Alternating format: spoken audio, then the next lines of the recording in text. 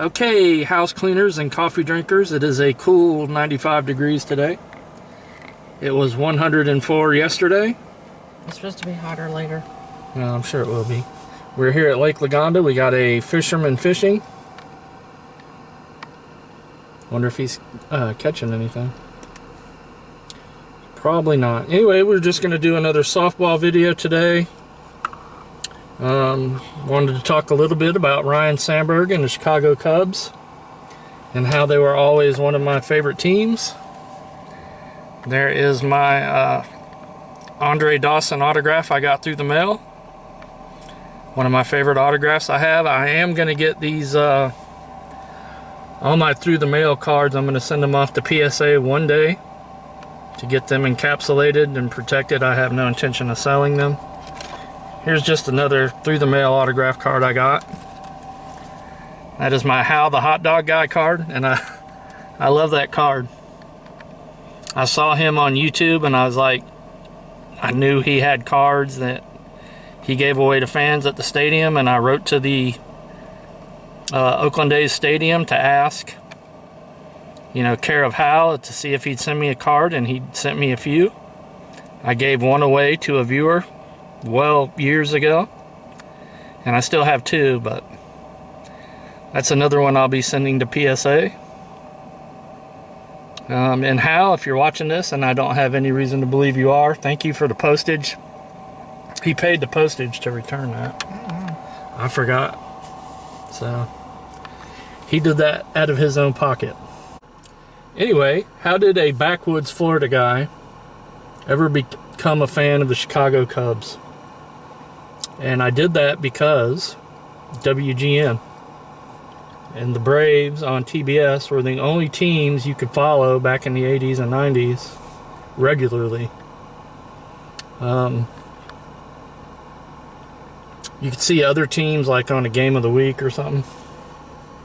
Let's go over to the Circle K and check the progress out on the truck stop. But yeah, you can follow like the Yankees. You'd see them once a week or something, or it was usually the Yankees on the game of the week or the Dodgers. But the Cubs was one of those teams I got to follow regularly because of WGN, and I just became a fan. The Braves were my team, but when it came to baseball, I wasn't really, like in football, when I cared about football, I was a Dolphins guy. And the Dolphins were the only team I really cared about. When it came to baseball, I would just watch baseball just to watch baseball. I liked the game. But I was going to talk about my Ryne Sandberg rookie card, which I can't find. My Ryne Sandberg rookie card. Well, here's the story. I pulled the Ryne Sandberg rookie card in 1983 out of a pack of Tops. And oh, you might want to go right here and then right again. You can't get out down that way easily. I pulled the Ryne Sandberg rookie card, and I had that card. This was early 80s, so I didn't know anything about top loaders or, you know, protective pages. Yep. And there's the shark in the window. In fact, I didn't know they even made like protective pages or anything like that till I got a baseball card collecting kit from the Scholastic book thing they used to do at schools, and it had a few pages in it. And anyway, that card, my Ryne Sandberg that I pulled out of a pack, was in good shape. It had a tiny little crease in it that might have been there when I pulled it out of the pack, and it had maybe like one or two fuzzy corners, but it was nice condition. And a friend of mine back in the 90s I used to collect cards with really was always bugging me about that card. He wanted it, and this was back, you know, in the 90s. There was no internet. You couldn't just go on eBay and order stuff you wanted, and we didn't have a lot of card shows or baseball card stores either. So he was constantly begging me for that card, so I ended up selling it to him for $20, which was well above book on that card. But we were going to Cooperstown, New York, to the Hall of Fame, and I figured out it wouldn't hurt to have an extra $20 in my pocket. So we got to Cooperstown, and the first thing we did there, I went into a baseball card store, and guess what was in the display case? A Ryne Sandberg rookie, and it was 10 bucks. And I bought it, and this card is immaculate. If I ever find my card, and I only have one Ryne Sandberg rookie, we will show it to you. But yeah, the card was mint perfect, $10 card. And I think with the other $10 that I had from my sale of my other Ryne Sandberg card, I got a second year Robin Yount, and I think a Tim Raines rookie. And that $20 went far in that card shop.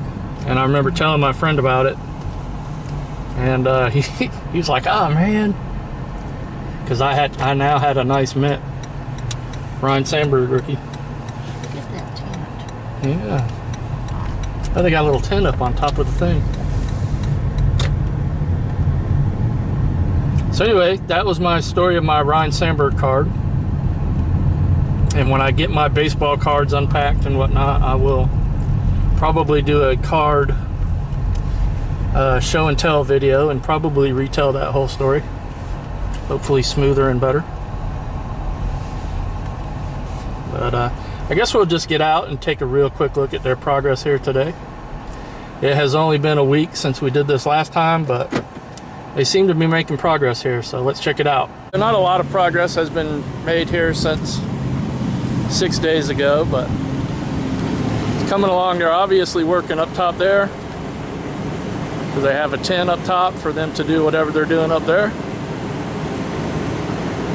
But yeah, very nice.